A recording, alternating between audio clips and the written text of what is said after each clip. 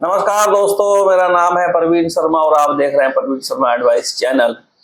दोस्तों, आज हम इस चैनल पे बात करेंगे कुछ बैंकों से संबंधित, कुछ सरकार से संबंधित मिली जुली बातें हैं। दोनों एक दूसरे से कनेक्टेड हैं। तो दोस्तों, ध्यान से देखना इस वीडियो को और बहुत ध्यान से आपको ये बातें सुननी है। ये बातें आपकी जिंदगी में बहुत काम आएंगी और आपके जो भूतकाल में आपके से घटित घटना हुई हैं उन सबको ये बातें याद दिलाएंगी और भविष्य में ऐसा ना हो, इसलिए सरकार को भी ये एक तरीके की सरकार चाहे इसको चेतावनी मान ले या एक सलाह मान ले, क्योंकि व्यापारी वर्ग जो छोटे व्यापारी हैं एमएसएमई रजिस्टर्ड, उन व्यापारी वर्ग के बारे में मैं आज बात करूंगा।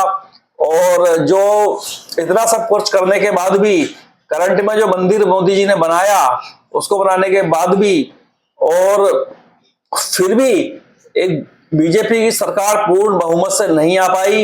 एनडीए की सरकार बन रही है, हालांकि बीजेपी एनडीए की सरकार मिला के बना रही है, लेकिन फिर भी जो पूर्ण बहुमत से बीजेपी की सरकार बननी चाहिए थी दोस्तों, वो नहीं बन पाई। इसका सिर्फ और सिर्फ कारण रहा व्यापारी वर्ग का परेशान होना, बेरोजगारी और एनबीएफसी और बैंक के से रेगुलर लोगों को परेशानियां।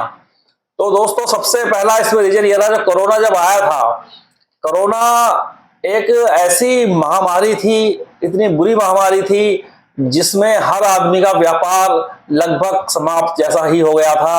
और जब व्यापार स्टार्ट भी हुए तो वो व्यापार उस तरीके से नहीं चल पाए जिस तरीके से पहले चलते थे। पहले जो व्यापार थे लगभग 70% से ही चलते थे, परंतु कोरोना के बाद वही व्यापार 30% 20% पे आ गए, जो कि खर्चे भी उनमें पूरे नहीं हो पाए। तो सरकार ने किसी की कोई बहुत अच्छी कोई खास मदद नहीं करी उस कोरोना के समय में। सिर्फ वो 20 लाख करोड़ का एक जो पैकेज दिया था, इसमें 3 लाख करोड़ रुपए एसएमई वाले जो व्यापारी हैं उनको दिया गया था। परंतु जो बैंकों में ब्रांचें हैं, वो बैंकों को सरकार ने ये बोला था कि जो लोन जिसका जितना बाकी है, सपोज करो किसी का लोन 1 करोड़ का बाकी है तो उसको 20 लाख रुपए दे दो, किसी का 80 लाख का बाकी है तो 16 लाख रुपए दे दो। मतलब लोन अमाउंट का जो प्रिंसिपल अमाउंट है उसका 20% लोन आप कस्टमर को दे दो। तो दोस्तों, एक तरीके का व्यापार हुआ था कोरोना के साथ। व्यापार सिर्फ दवाई या मेडिकल या डॉक्टर्स हॉस्पिटलों ने नहीं करा, व्यापार हम लोगों के साथ में, हम व्यापारी भाइयों के साथ में व्यापार बैंकों ने भी अच्छा खासा करा है और सरकार ने ये करवाया है। दोस्तों, इसी बात को लेकर के इस बार सरकार की इतनी कम सीटें आई, जो कि 400 पार का नारे की बात हो रही थी, तो 272 सीटें भी इनकी पूर्ण बहुमत से नहीं आ पाई। सबसे बड़ा इसका ये कारण रहा। और इन लोग सरकार को ये लगता था कि हम कुछ भी करेंगे और हमारी तो सीटें 400 के पार आएंगी।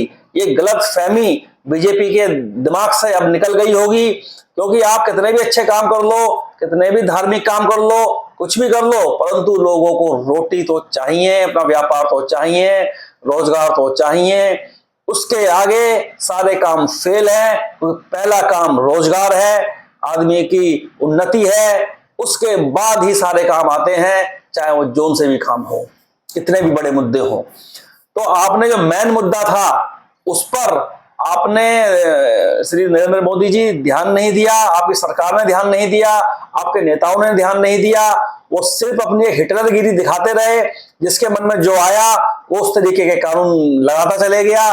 जिसके मन में आया चलान ऑनलाइन काटो तो ऑनलाइन काटो, मतलब जो जिसकी पावर में था उसने अपनी पावर का जो दुरुपयोग करा।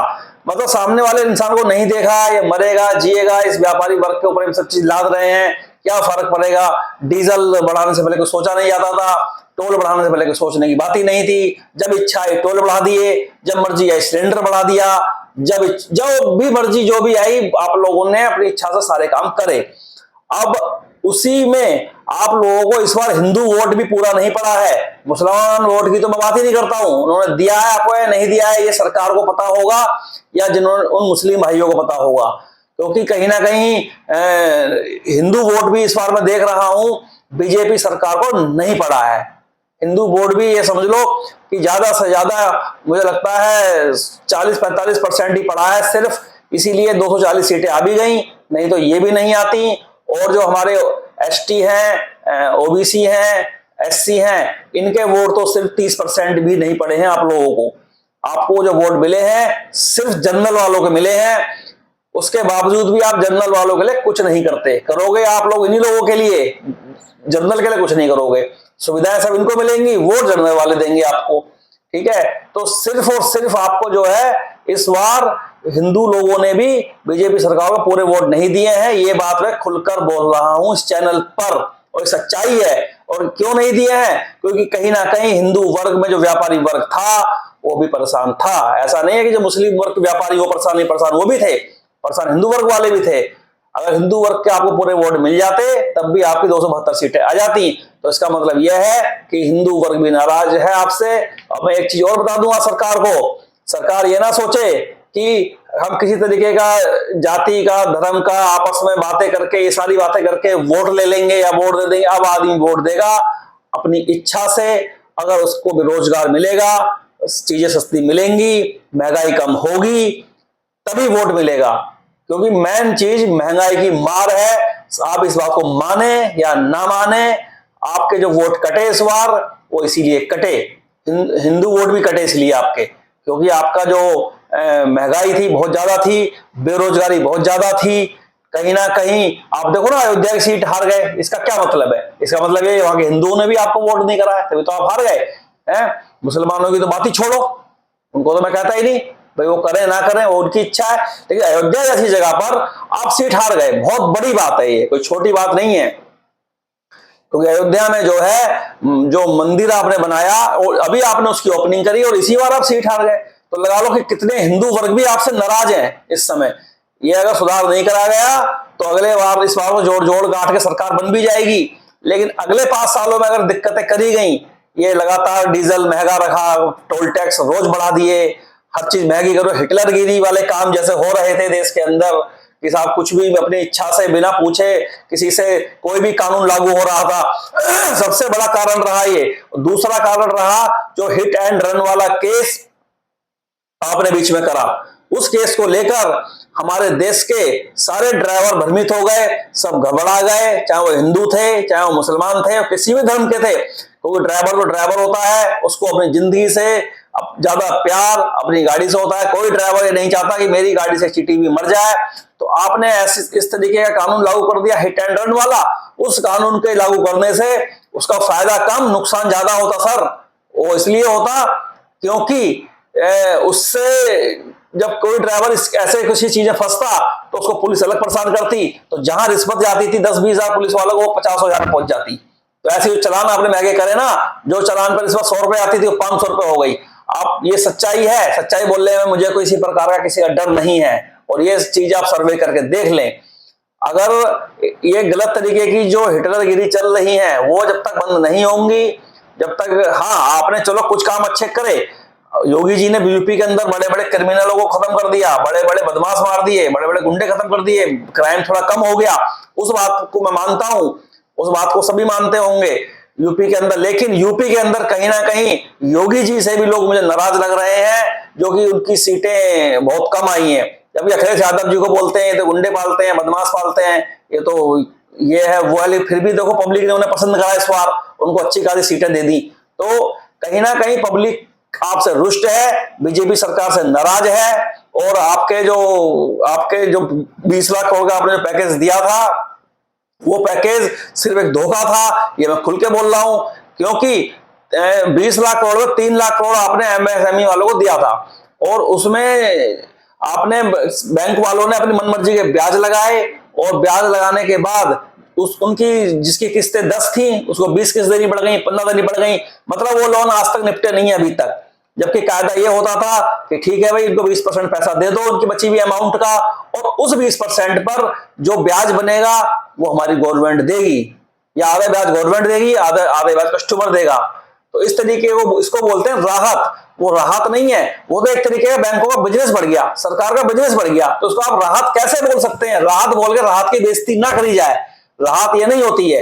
राहत ये होती है कि जब आपने 20 लाख करोड़ का पैकेज दिया अलग अलग विभागों को, जो 3 लाख करोड़ का एसएमए वाले को, व्यापारी वर्ग को दिया, मैं उसी की बात करूंगा 3 लाख करोड़ की, तो उस 3 लाख करोड़ में से मुझे आप ये बताइए आपने बैंकों को कितना पैसा दिया? वो तो बैंकों ने अपना पैसा कस्टमर को बांटा और उनसे मन मर्जी का ब्याज ले लिया, ठीक है ना, ये हुआ है उसमें। तो सेटलमेंट भी हो रहा है उन केसों में। कैसा सेटलमेंट हो जा रहा है जब आपकी गारंटी, सरकार की गारंटी है उस लोन के ऊपर?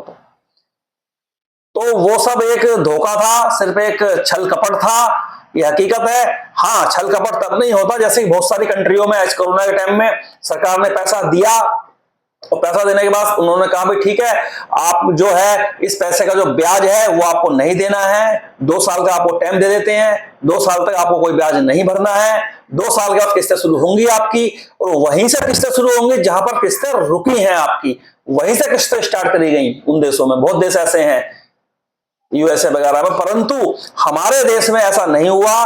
जबकि सरकार चाहती तो ये इतना बड़ा काम नहीं था। ज्यादा से ज्यादा कितना बजट बढ़ जाता, 1-2 लाख करोड़ का बजट और खर्च हो जाता है इसमें है। अगर सरकार ये फंड इतना सारा है सरकार के पास, ऐसा बड़ी फंड नहीं है। बहुत सारे तो अकाउंट ऐसे हैं जिनमें करोड़ रुपए पड़े हैं, उनको कोई पूछने वाला ही नहीं है। इस तरह के लाखों अकाउंट हैं हमारे देश के अंदर, इंश्योरेंस कंपनियों के अंदर लाखों पैसा पड़ा है, सरकार को जो उसको पूछ नहीं रहा है।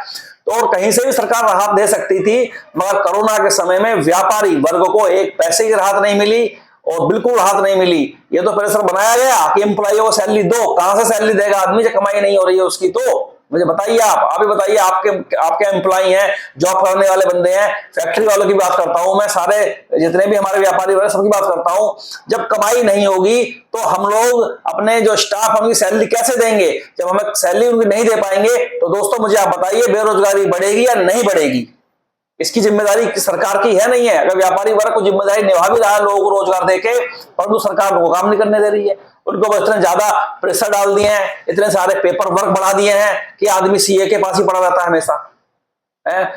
व्यापारी वर्ग के पीछे ऐसे पड़ गए हाथ पर धोके, छापा मारने पहुंच जाएंगे बार बार, ईडी वाले ने कोई काम ही नहीं है। मेरा कहना है व्यापारी पर छापा कम मारे, और व्यापारी पर छापे कम मारने के बाद आप ध्यान दें काम धंधे के ऊपर। ये काम धाम कैसे बढ़ेंगे? डीजल का रेट कम करने पर ध्यान दें, टोल टैक्स कम करने पर ध्यान दें। इसके अलावा जो महंगाई चरम सीमा पर पहुंच रही है, क्योंकि इनकम व्यक्ति की वही है पुरानी वाली, उससे भी कम हो गई है और महंगाई बढ़ गई है, तो मेंटेन कैसे करेगा? या तो उसकी इनकम भी बढ़ जाए तो महंगाई भी बढ़ जाए, कोई दिक्कत नहीं है। महंगाई बढ़ रही है, इनकम बढ़ नहीं रही है, तो मुझे बताइए मोदी जी, बताइए बीजेपी सरकार, आपसे मैं पूछता हूं कैसे करेगा आम आदमी अपने घर को मैनेज करेगा, अपने बिजनेस को चला पाएगा? क्योंकि टायर गाड़ियों के इतने महंगे हो गए हैं। मेरा ट्रांसपोर्ट का काम है इसलिए मैं इस बात को कर रहा हूं। और एनबीएफसी बैंक वालों ने एक आम आदमी ने जीना हराम करा हुआ है। जिन्होंने मोरेटोरियम ले लिया था उस समय उन पर इतना ब्याज लगा दिया गया है कि बहुत सारे लोग बैंक क्रैप्ट हो गए हैं, उनकी प्रॉपर्टी कबाड़े के भाव इन लोगों ने छीन ली है और बेच दी है। अब बताइए वो लोग कहां जाएंगे? जिनके परिवार में कोई कमाने वाला नहीं बचा, कोरोना में समाप्त हो गया, उसकी मृत्यु हो गई, उन लोगों को भी उन्होंने बाहर निकाल के बैंक वालों ने उनके घर कब्जे में ले लिए हैं। सरकार ने क्या करा उन लोगों के लिए? उनको राहत दी नहीं दी? तो किसी प्रकार की राहत कोरोना में जो नहीं मिली थी ना, उसका ही ये परिणाम है जो इतनी सीटें कम आई हैं। वरना जिसकी सीटें 309 पहले आई हो तो उसकी सीटें 350 जानी चाहिए थी। आपका तो घाटा हुआ ना, इस बार 240 आई, अगले बार 140 ही आएंगी। फिर क्या करोगे बताओ मुझे? फिर आप तो घट रहे हो ना बढ़ने की जगह, तरक्की की जगह आपको तो डाउन हो रहा है। तो कहीं ना कहीं दिक्कतें हैं। व्यापारी वर्ग पर आप ध्यान दे लें, और बिल्कुल ध्यान दे लें। अगर व्यापारी वर्ग पर आपने ध्यान दे लिया तो मेरी गारंटी है इस बात की, आपको काम, आपका जो वोटिंग है बहुत पहुंचेगी, बहुत आगे पहुंचेगी, और हर धर्म का आदमी आपको वोट फिर करेगा। रीजन इसका सबसे बड़ा यही है कि व्यापारी वर्ग जब परेशान होता है तो व्यापारी वर्ग के आगे एम्प्लॉय परेशान होते हैं, एम्प्लॉय परेशान होते हैं तो फिर वो भी वोटिंग नहीं करते हैं। तो ऐसे करके करोड़ों लोग जुड़ जाते हैं साथ में। इस हमारे मालिक ही परेशान है, अब मालिक साहब के हजारों लोग काम कर रहे हैं, तो ठीक है भैया कि सरकार की गलत नीतियों से लोग परेशान हुए हैं तो हम भी नहीं करेंगे वोट। तो इस तरीके से वोट कटे हैं। सबसे व्यापारी वर्ग ने बहुत कम वोट दिए हैं श्री नरेंद्र मोदी जी आपको, खासकर एमएसएमई वालों ने। सब नाराज हैं, आप सर्वे करवा लो मार्केट के अंदर। ये बात है कब से हल्ला काट रहा हूं, इलेक्शन होने से पहले इस बात की मैं हल्ला काट के वीडियो बना रहा हूं, मगर मेरी बात आप सुनने को तैयार नहीं है। क्योंकि जो आधी बड़ी सीटें बैठ जाता है वो तो समझता है मुझसे दिमागदार तो इंसान कोई है ही नहीं। अगर उसको सलाह भी दो, अगर कोई सही सलाह देगा एक आम आदमी, तो उसकी सलाह तो उसको बहुत बुरी लगती है कि ये आदमी मुझे सलाह देगा, मैं तो इतना बड़ा सरकार चला रहा हूं। ऐसा नहीं है। सरकार एक कोई भी आम देश का नागरिक समस्या को देखते हुए जनहित में एक राय दे सकता है। हो सकता है कुछ बातें हमारे दिमाग में है जो आपके ना है, क्योंकि आप मार्केट में नहीं घूमते हो, आपको तो घूमने का समय ही नहीं है, और घूमोगे तो आपको सब तो सारे लोग घूमेंगे वो कि आप एक एक बंदे से नहीं मिल पाओगे। हम लोग इस चीज को देखते हैं। तो सरकार को इसमें कुछ करे, व्यापारी वर्ग की मदद करे। और बस मैं इतना ही कहूंगा, और अगली वीडियो में कुछ बातें और कवर करेंगे। एक मेरा चैनल है transport and all the problem, उस पर भी मैं कुछ ट्रांसपोर्ट संबंधित बातें बताऊंगा सरकार को जिसमें दिक्कतें आई हैं, क्योंकि मैं खुद एक ट्रांसपोर्टर हूं। तो ट्रांसपोर्टर से ज्यादा बेटर कोई नहीं जानता होगा। नितिन गडकरी जी को भी नहीं पता होगा हमारे काम के बारे में कि हमें कहाँ कहाँ समस्याएं हैं। उनको तो जो लगता है करने की वो कोशिश करते हैं, वैसा रियल में नहीं होता है, रियलिटी कुछ और है। तो इसीलिए सबसे पहले बात तो यह है, जो गरीब आदमी है उनकी जो प्रॉपर्टियां लोग जब्त कर लिए बैंकों ने, या वो पैसा नहीं भर पा रहे हैं, उन लोगों को राहत दें। ये मेरी सरकार से गुजारिश है, क्योंकि अपने लिए जीना तो सब अपने लिए सब जी लेते हैं, दूसरों के लिए भी बातें करनी जरूरी होती हैं। नमस्कार सभी लोगों को। इस वीडियो को लाइक और सब्सक्राइब कर दें, बड़ी कृपा होगी आप लोगों की।